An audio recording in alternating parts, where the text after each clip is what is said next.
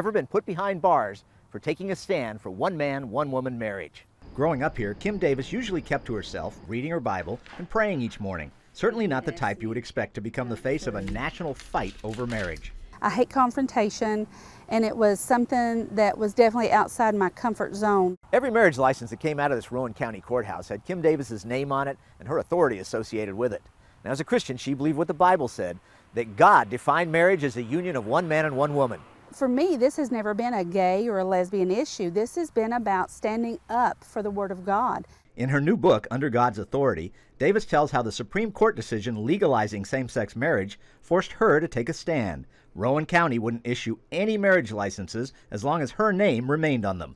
Davis's lawyer, Matt Staver of Liberty Counsel, compares her action to others in Kentucky. If you object to hunting, you have the ability to opt out of giving a hunting license based upon your conscience. But up until this case, you weren't able to opt out of issuing same-sex marriage licenses. Davis's refusal to authorize marriage licenses led gay rights activists to descend on this courthouse, demanding the licenses, often angrily. I was having some really fiery, hot, and hard darts thrown at me. Davis was soon encountering dozens of rage-filled activists outside the courthouse and even inside the clerk's office, many yelling and screaming, all of it aimed at her and her deputies. And they had bullhorns. They would walk up about 2 feet from my window and yell, "Do your job, do your job."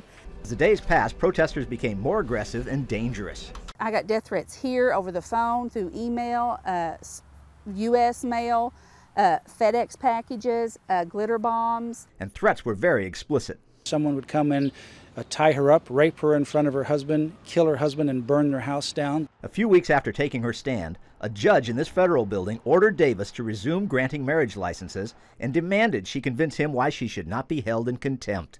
In the book, Davis says although she tried, the judge labeled her religious reasons for not complying with his order simply insufficient. Then, the judge stunned both sides, Kim, her legal team, and the opposing legal team, by instead of talking about fines for her contempt, he went straight instead to talk of jail time. Davis wouldn't back down, so it was off to the Carter County Detention Center.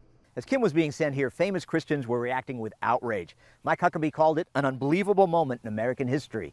And he asked, who's next? Pastors, florists, caterers? Who else goes to jail before this is over? Unconscionable.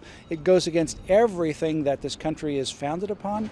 I had a sense of peace. I got rest. Oddly enough, Davis found her time in cell 151 okay. God was right there with me. And she would still be there now if she had to be. Since Rowan County deputy clerks finally resumed issuing marriage licenses while she was jailed, the judge released her after 6 days. She walked out to a huge rally held by supporters.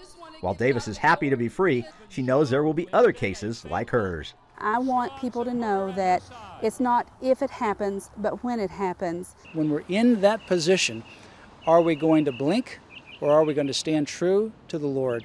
Both Kim Davis and Matt Staver warned this fight over marriage is the defining cultural battle of our time. And those who want to redefine marriage don't just want you to acquiesce, but accept and approve their new definition. And if you won't, your religious liberty could be in just as much danger as Kim's was. Paul Strand, CBN News, reporting from the Rowan County Courthouse, Moorhead, Kentucky.